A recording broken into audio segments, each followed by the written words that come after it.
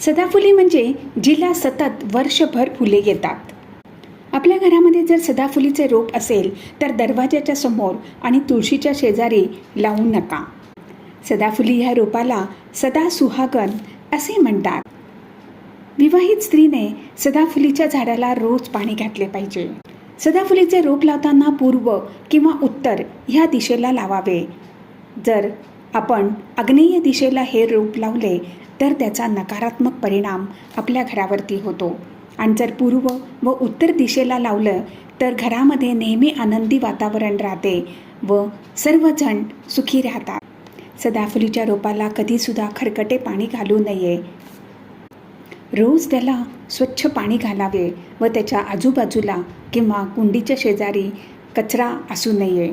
नेहमी ती जागा स्वच्छ ठेवा. त्यामुळे आपल्या घरामध्ये नेहमी आनंदी वातावरण राहील.